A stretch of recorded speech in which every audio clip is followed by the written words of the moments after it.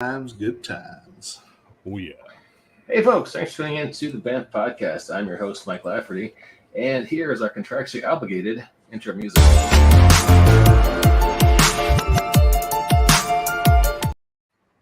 That assures you, gentle viewer, that you're listening to a high quality, a high production value podcast. Just the finest farm to table geeky conversation for your ear holes.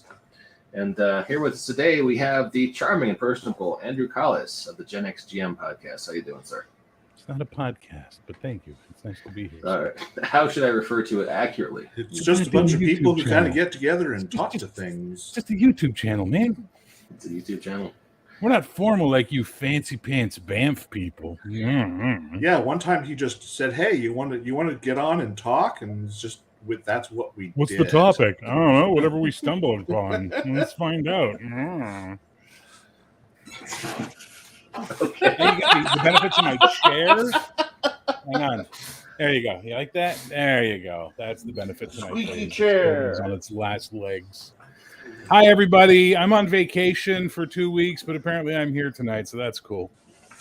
Sean, how you doing, sir? Sean Bear in the comments is saying, "Evening, gentlemen. Good to see you, sir." And well, I gotta say, I like your icon. I'm not sure what I'm looking at, but I see a fedora and a demon, and I'm on board with that whole concept. A little Magnolia, Mike Magnolia feel to it. It does. It does. I'd probably say it might be that demon detective from Invincible. From Invincible. No, That would make sense, actually. Yeah, I don't think so, but maybe. he was a big. He took a big step up in the animated series as opposed to the comic. Mm-hmm. Yeah, I can see that. Well, Sean, let us know what that is. All right. The fellow right above Andrew in the Brady Bunch grid is Paul Malco of Union City Heroes. How you doing, Paul? I'm doing super great. We're everything's rocking and rolling over here in Union City, and I've got a lot of fun stuff to talk about tonight. Oh, sweet. Glad to be back, and really glad to be with you, Mike, and with Jacob again. I've missed you guys. But fuck Bear. Well, he doesn't know, he doesn't know you, Bear. It's nice to meet you. It's nice to be here with you. No, just Mike and Jacob, love you guys. Don't know who this other asshole is. Nice. Paul, Nice. would you believe that Andrew is Canadian? Yeah, apparently it's like shocking to this guy that a Canadian can be vulgar. Jesus, you've never visited our country, have you, man? I just went to Niagara Fuck, Falls. eh? Yeah. I don't know, huh? Well, oh. All right. Jacob, save me. Jacob Blackmon is awesome. Hi. Hey, Jacob. Hi, Jacob. Jacob, you were going to do a quick review, right? You're going to talk. I have so much to talk about. Where do you want me to start? I can start with my thing. I can start with the general things. Oh my goodness. General things. How about the Confusion adventure you were talking about? Okay, so Studios. as everyone knows, we here at the BAMP Podcast are really big fans of Transformers, and as such, there has been so much Transformer news and Transformer content that has been coming out recently. It's just been wonderful. We're getting a lot of toy stuff out of San Diego Comic-Con, like the new Ultra Magnus toy that comes out, and his arms and legs pop off, so you can reenact the scene from the animated movie where he dies and gets reborn by the Junkions. Thanks for poking our trauma buttons, Hasbro. We got the new Void Rivals comic, which starts the new Energon comic universe by Robert Kirkman. We've got who's that? Robert Kirkman. Ooh. Invincible. Should I know that? Has he ever done any media properties? You burying the fucking lead much? Ooh, hold that up again, please. Who wrote this? Robert Kirkman wrote this? Robert Kirkman. That's his name. Robert Kirkman is now writing Transformer Robot comics. Image Comic tapped Kirkman to create the new Energon universe. It is going to be Transformers. It is going to be G.I. Joe. It's going to be numerous Hasbro properties. Rom? No. What the gummy bears? Will the gummy bears be involved? I have no idea. Robert Kirkman, having conquered superhero and horror comics, has now sold out completely in the last minute. Absolutely. Now that you've gained all that notoriety, undo it completely by being a shill. Hey, in fairness, I think Walking Dead sold out some time ago. That's true. That's a fair cop, but Invincible hadn't. Did you see Renfield? That was fun. That was Robert Kirkman. Renfield wrote that script? Really? Yeah, Was it a Robert comic Also Kirkman. first? he also did the Bear Shark comic book back in the day. Yeah, but listen, there's shit you do when you're an indie guy, and there's shit you do when you're a pro guy. But when you've built up a body that is so respected, to then just start doing toy comics, it's kind of like, hey, it's like Chris Claremont's going to do Alf for Marvel this, in the '80s. Like, it's just Hey. so cheap. The thing is, Robert Kirkman is a Transformers and GI Joe fan, so I'll be interested in seeing what he brings to it. Fair enough. I won't argue his case. So yeah, And, there's also Renegade Studios, the Field Guide and Action Adventure. This is the book that lets you do the GI Joe, Power Rangers, and Transformers crossover RPG stuff. It's full of really good information, and honestly, besides the individual RPG books that you get for each of those three games, even if you're not going to cross over your game, you want this book, because this book teaches you how to do numerous other things for the Essence 20 system, such as creating your own threats, bad guys and vehicles and enemies and that sort of thing. It also has things in here like adventure building rules, chase rules, skill test rules, all that sort of thing. So this is an essential book that you'll want to pick up. Does it have grappling rules? That's pretty much in the regular RPG. Sorry, I know. I love an RPG with chase rules. Like, that's always super fun and something the big ones ignore sometimes. But that segues us to we recently had Free RPG Day. Yes. And Renegade Studios released this book. It's going to be available for sale as a PDF on next week, I believe, to the general public. And it is called the Cobra Confusion. And it is a crossover adventure with G.I. Joe and Transformers. So yay, you get all that fun comic nostalgia bit. And it's a pretty fun, simple adventure. The idea is you are a group of G.I. Joe agents and Transform an Autobot team who through a series of interactions have stumbled across each other and now realize you have an enemy in common, in that Cobra is utilizing Decepticon technology to enhance their weapons. And it's never been a surprise that since the 1980s, the cartoons for both Transformers and G.I. Joe were essentially long advertisements for the toys. What? Uh-huh. And honestly, that's what this is. This is a wonderful, wonderful advertisement for some of the new toys that have been coming out recently. Specifically, in this game, you purposefully have a scene where Bumblebee gets injured, and you have to rebuild him to become the specific G.I. Joe Bumblebee crossover toy that came out a little while ago.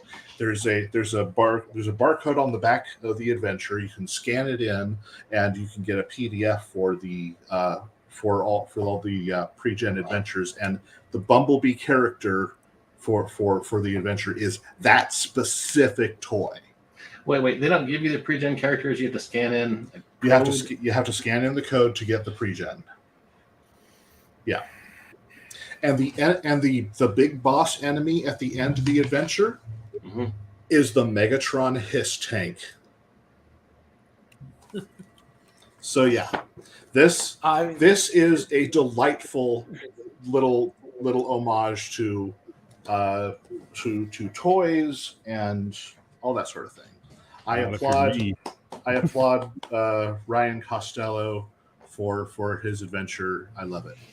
All right, sweet. Dale Russell says hi. Hey, Dale. Good to see you. And I just see Bear going, "Oh God, this is horrible. This is terrible. My Transformers life is over." So someone who absolutely adored G.I. Joe but couldn't stand Transformers. The last thing you want to see is Transformers in your G.I. Joe. It's like, it's not Reese's peanut butter cups. You know what I mean? get it. It's like literally toothpaste and orange juice to me. Mhm. It's just not a good mix. But that's me. That's okay. Why fair. am I only? What's going on? I'm looking at you only on the screen. I only see you. What's going on? I'm Oh, seeing there it all. is. I'm Okay. seeing all four of you. No, it was a glitch in Okay. StreamYard. StreamYard's being weird. Okay. Oh, well, cool. Right. Look, it sounds like you're very enthusiastic about it, and I'm not going to shit on your fun. I mean, if that makes you happy, that makes you happy. It doesn't make me happy, but it makes you happy. That's what matters more than anything else.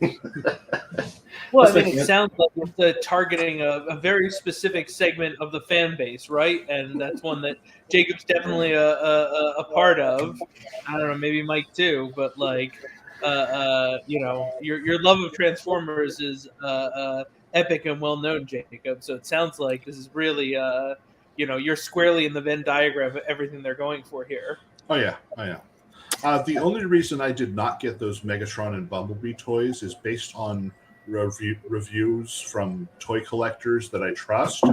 Apparently, the plastic that they used on those specific toys was really shoddy, so they easily fall apart or they don't stand well. So I didn't bother getting the figures. Was Bro cheaped out on something? I don't Yeah.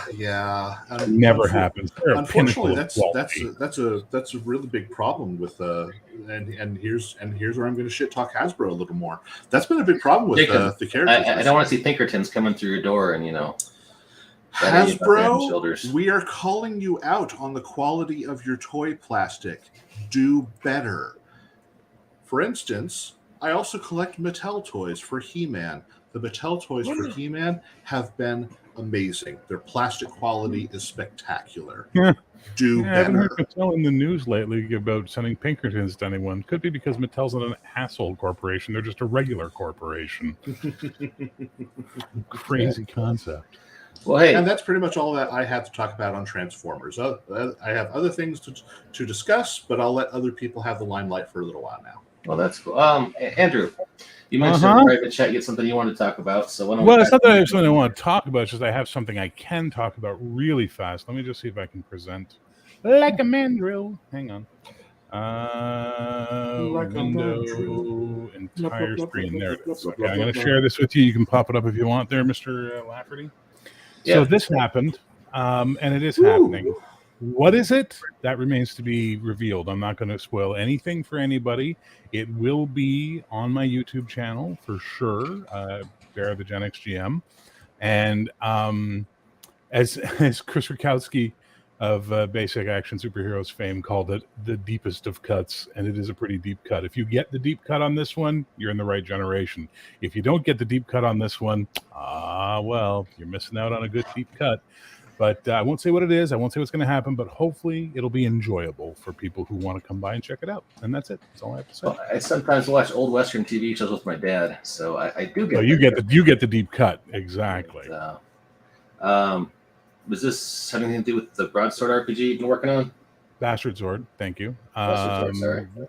Well, yes and no. Like Bastard Sword took a hiatus. It took a backstage because I just got really arsed off of trying to make the D20 hack do what I wanted to do. And then I started playing against the Dark Master, which is a update of the old Middle Earth role-playing Rollmaster, but Rollmaster Light. And it actually opened my eyes to a couple of ways to do things. And now I'm starting to think about picking up Bastard Sword again. We'll see. I'm not 100% sure on that, so we're not going to go into that right now. But anyways, this is less to do with that and more to do with my setting, The New Dawn of the West. All right, cool. You have my curiosity, sir. That was the goal. All right. Indeed. All right, good night. Good night.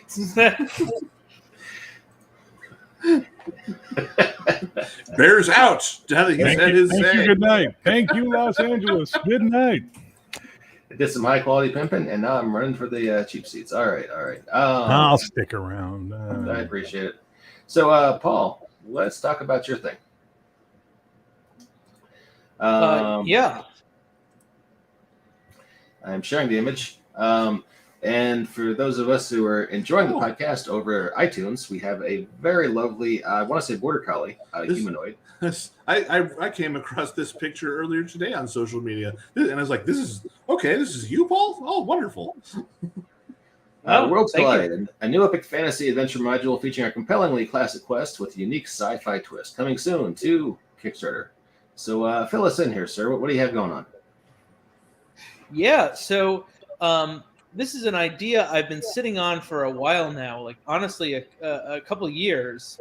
But recently I had an incident of worlds colliding at a friend's engagement party. I was asked to give a speech, and I gave a very touching speech about him and our experience role-playing over the years. And afterwards, we've been playing a D&D game for 20 years. And afterwards, I was approached by somebody who said, hey, I am part of a artist collective, and we have a theater space. And we were wondering, like, have you ever thought about doing like a Dungeons and Dragons game on a stage? And I said, yes. And he said, okay, cool. And so I pulled out this adventure that I've been sitting on and thinking about for a long time, because I think it's a pretty strong concept. But basically what's pushing this is this fall at Prototype 237, which is a pretty cool theater space here in New Jersey. We're going to have the entire adventure. There's some exclusive promo art that's not done. That's just the pencils I got from the artist. He's still working on that, but that's going to be our that's nice. Our poster, our image. That looks like some fun retro sci-fi stuff. Yep. So the idea here is the story is it's this complete fantasy world. It's a very classic kind of fantasy world with a large population of dog folk and of various breeds. You can see we've got a Doberman Pinscher bounty hunter there in the bottom left corner. And right in the center, along with the Starman, is our protagonist, who's a little mutt. But this fantasy world of dog folk with this evil wizard overlord. One day, this rocket ship crashes in the midst of it, and she goes and finds this fallen comet to discover it's a rocket craft, and there is like a sci-fi retro Starman who emerges, and the two of them go on a quest to get to like the top of the Sky Spire, the tallest mountain in the kingdom, so he can get a rescue signal back to his ship up above. This sounds pretty cool. So this is on Kickstarter soon, and are you backing for the adventure? Are you backing for access to the stream of the show? What are the rewards going to be? All of the above. Okay. I sent you a link to the Kickstarter, but yeah, we can share that too. Hang on. Live stream all six sessions, so it'll be taking place from September to November. And we're gonna have lights. We're gonna have sound. We have an original soundtrack that's being written for this and recorded with like a 6-piece band. And so they're going to be playing for some of the nights, for some sessions. But when this is all done, there's going to be an adventure module for both Pathfinder and 5th edition that you can buy. You can play the adventure out yourself. You get the new race. You get all these new monsters, all these new enemies, and this really cool story that you can either play standalone or you can drop into your campaign. But nice. You can... If you're out on the East Coast, you can come to Prototype. There's the theater. It's a really cool spot. Mm-hmm. You can come to the theater. You can live stream it. You can get the soundtrack. You can get the adventure. Like, it's got a lot of elements to it. Wow, there's a lot going on. This looks really cool. I'm looking forward to. When will this be available for backing and whatnot? Next week, because we are launching in September. So the September 12th, I think, is our first day with the curtain up. So it's coming. It's coming. Yeah, September is going to be here before you know it. It's just like 6-7 weeks away. So, all right, yep. So nice. we're in the process of writing music right now. We're getting themes for all the characters. The soundtrack so far sounds awesome. And yeah, we've got a flute soloist. We've got a 5-part band. You got to have the flute soloist. It's all about the flute. Does the band have a brass section, man? Are there horns? Yes, there are. I'm in. Okay. Yep. All right. We're probably going to get 2 horn players, but the 1 horn player we have can do multiple parts, and we're going to lay them on top of each other. And he's he's a nerd too. He's like super stoked about this. As my name might suggest, I'm Gen X, which means 80s, and at my age, which means saxophone is God. Yeah. Yep. So I am deeply curious how you're going to handle live music with role playing, but I guess I'll have to watch the stream and find out. You know who you might talk to just for tips and tricks. Friend of the podcast, guy named Dan Taylor. Have you ever heard of the Superhero Happy Hour comic book who got sued by DC and Marvel for using the word superhero? Oh, that guy. Yeah, Dan Taylor. I had him on last week. Cool guy. He now tours around Tennessee and a few other states in the South doing dungeon mastering, various comedy clubs with comedians. And so he's had a lot of experience doing it on stage. He might be a guy who could, give you some advice on, this or that. So, I mean, I'd love to come back and talk to him, or if you can put us in touch. But it's interesting. So the theater is like an artist collective, and they have this awesome theater space. But they've got a bunch of musicians who are like, the way they approached me about it was like, hey, I hope you don't mind, but we were really thinking if it's okay with you, like, could we actually like play music during the session and like try to pick up the themes and like play along to the moods? And I was like, yeah, yes, of course. Like, are you kidding me? Like, I would think I'd need to pay people to do that or something. Like, that's kind of everything I want. This is a really ambitious experiment. I am excited to see how this turns out. Yeah, me too. I mean, I hope it doesn't, crash and burn like a certain Starman protagonist. But yeah, it's got a lot of stuff going on in a very short time period. But fortunately, I feel like the last few years doing this gaming company have really prepared me to be like, yep, I can do this right now. Are you doing some rehearsal sessions to sort of get the vibe? Yep. We've got advanced recording sessions. We've got advanced sessions with just us and like the people doing the lights and people doing music, where we'll be able to kind of work stuff out. And we're going to use those times also to do some cool stuff like we're going to have interviews with all the players where they're talking as their characters, kind of doing like talking head like interviews as their characters. And we're hoping to do kind of in between. It's going to be like every 2 weeks, a session every 2 weeks. So in between, we're hoping to do kind of a talking Worlds Collide where we shoot the breeze about the last session, kind of review and talk about the music and work out the kinks. That is really cool. Looking forward to seeing it. That sounds like a lot of fun. We'll have you back on to talk about it. And Jacob or Andrew, before we move on to the subject, do you guys have any questions, comments? Oh, sounds fun. Sounds like a good time. All right, sweet. I am going to throw the link for Jacob's product into the chat. And it looks like Sean has a comment. Let me put that up there. Sean says, it's complete BS that DC and Marvel claim ownership of superhero. Term existed long before they claimed ownership.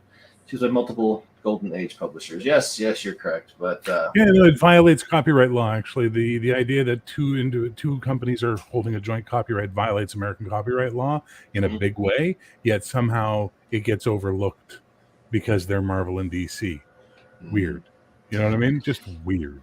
Warner Brothers and Disney are evil adjacent at best. So, but this started before Disney and Warner Brothers. This was back when they were independent companies. I think maybe DC was owned by Warner Brothers when it happened, but Marvel was its own company at the time. This is one of the biggest violations of American copyright law. What's his name? Jason Professor Comic Books. You should have him on talk about it. I'm sure he knows the whole backstory on it. Yeah. Jason works for Wizards of the Coast now, and he has to get permission from Hasbro. He's the enemy. Okay, I understand. Damn. No, he's very sensitive about that. He wasn't responsible. He doesn't write with Pinkertons. Doesn't matter. When they go to hassle somebody. Listen, I judge people by the company they keep, sir. Jason's a good guy. Unfortunately, he can't come onto the show anymore because he has to get all sorts of permissions to do so. So it really sucks. Because he was a good guy. We love him. Jason's an awesome guy, and he's a really talented human being that has a lot of knowledge in his head, and it just sucks that Wizards is being like that. Conversely, Matt Forbeck, who is currently working for Marvel Comics directly for the Marvel Multiverse role-playing game, all I have to do is send one email to the publicist saying, hey, can I have Matt on again? I get, sure, what date do you want? So there's your difference in corporate behavior. You understand? How's there's that? your right there. I haven't played that game in like forever. How is it? Is it getting better? It's coming out next month. They played a game at San Diego Comic-Con yesterday, and Come On has dice that they've released for it. I was contacted to make sure my shipping address was correct for my review copy, which should be in the mail very soon. Yay! Yeah. It's going to be launching at Gen Con. Sweet. So you're not going to be swayed by the glamour of Marvel. You're going to review Cocaine Owlbear first, right? Because No, I'm not. I'm never going to review it ever in a million years.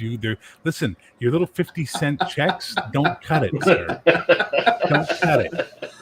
I didn't know when you bounce one. How do you bounce 50 cents back? Come on, man. I misspelled it centavo, I think, but I didn't know this was a payola situation. No, it's not payola. I will. You know what? You sent me a copy of Cocaine Owlbear with your little snark attached to it. By the way, thank you so much. Little snark is attached to it. I don't know, because you might get. I can't remember what you said. Let me go. You want to know? Let's find out. Let's go look at Mike Lafferty's link with Cocaine Owlbear. Give me a second. Chris McLaughlin. Here we go. Might amuse you was the tagline you put on the link, sir. Might amuse me, because you know how much I couldn't give a fuck about Honey Bear or whatever, Honey Heist or whatever the fuck it is. But I'm going to pass that copy on to one of the reviewers for the podcast, as you like to put it, and I will have an official review of Cocaine Owlbear probably this autumn. All right, thanks. You are the first outlet. I'll call you an outlet to have the deluxe. I'm a podcast. I'm an outlet. You are the sole warlord presiding over a media empire. But no. Do you see? This is why you need to watch my show more often, Mike, where you find out that I'm actually a wholly owned subsidiary of Lakeside Games, because Len apparently runs everything in my world. So Zeg just pimps his shit all the time. Okay. See, you guys have the first. You are the first people. I will call you people. You are the first people to have the deluxe edition, the Snowblind edition of Cocaine Owlbear. You have Snowblind. You have maps and spells and pre-gen character sheets. I am downloading it right now. Yeah. I'm downloading it right now, and I will pass it on to the review staff to see who wants to do a review of it. It's only 14 pages with the covers, so it should be fine. Oh. Happily do that for you, Mike. Thank you. All right, Jacob. Hey. You ready? Sure. All right. This is Jacob's latest release in the Superpowered Legends line of characters you never met before, but you already know from Mutants and Masterminds from Rogue Genius Games, which is the imprint of Mr. Owen Casey Stevens. Jacob, tell us about the Sanctum Guardians. Indeed. The Sanctum Guardians are allies of the Merlin of Earth, who is my Sorcerer Supreme in the Superpowered Legends universe. And for those who are familiar with a certain Sorcerer Supreme in Marvel, they should pretty easily recognize the homage characters that are available here. One being a Minotaur, and the other possibly less so. But this character was incredibly popular when a certain Minotaur first showed up in Marvel Comics.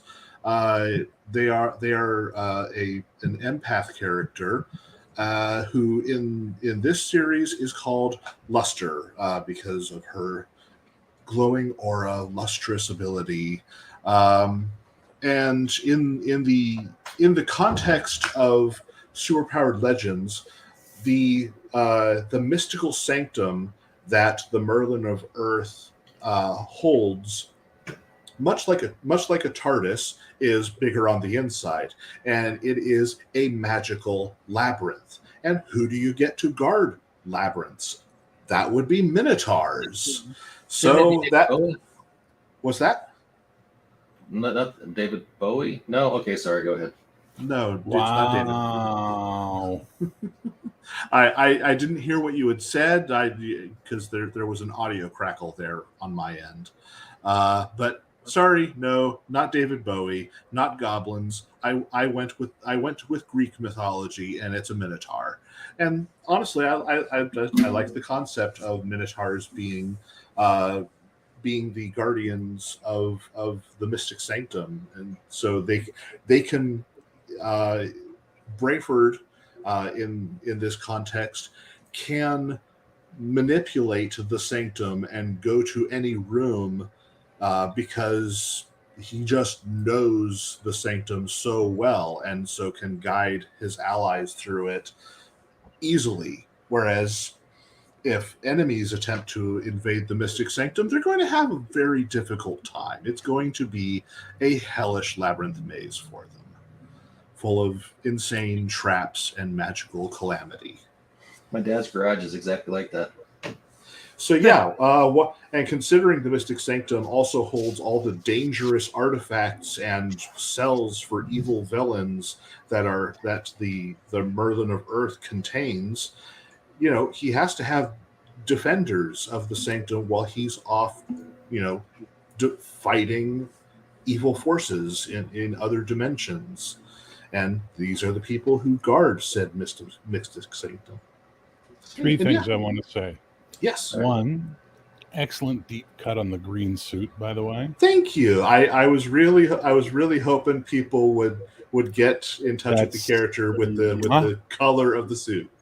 Luster, yeah, I get what you're going for there, but given who the original's name is, okay. But I see what you're going for. But I had forgotten she even existed, so that was a good reminder. She's such a minor character, and little known these days. Where she used to be a major character when she and Rintrah were first introduced. Yes, we're talking about Topaz, by the way. Yeah. The thing is that if you actually look at the 70s Marvel and DC comics, there are tons of characters who were major characters in the 70s who were promptly forgotten in the 80s and never brought up again until like Kurt Busiek did a deep dive somewhere, So it's kind of weird and fun. Third, and this one's for you, Mike, stop encouraging Dale. He will not stop. If you encourage Dale, you're only feeding him, and he's going to do more and more and more. It's what Dale does. All right, that's it. Those are my three things I wanted to say.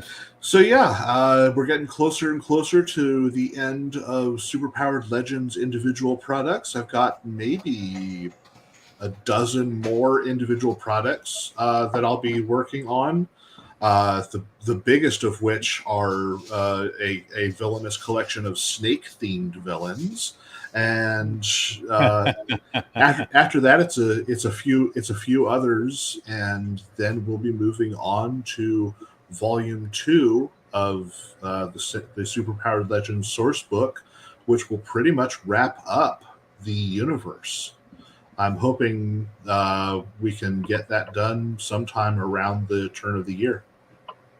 So here's a question for you. You said Mutants and Masterminds. Are you guys using them for any other systems, or is it just M&M? When we initially started this, we were also had conversions to icons, but we haven't been able to produce those as much recently. What with the failing health of Owen and the issues he's been having. Well, and also no Bash, no Supers Red. That the thing is, that is something we can consider once all is said and done. Once the second source book is out and all the material is out, we can really consider making entire collections just for the various different systems. Because I wouldn't mind seeing this for supers and for icons, maybe. You hate these superheroes? Yeah. Yeah. And Sean Barrett suggests SPL Volume 2 Kickstarter. That will ultimately be the volume 2 Kickstarter. Yes, that is ultimately where this will be leading. So. Sweet. I look forward to seeing that. Yeah, it would be nice to have more systems. I'm sorry your icons converter was such a slacker. It's okay, Mike. Yeah. Yeah. So, all right, well, I hey know that guys, guy.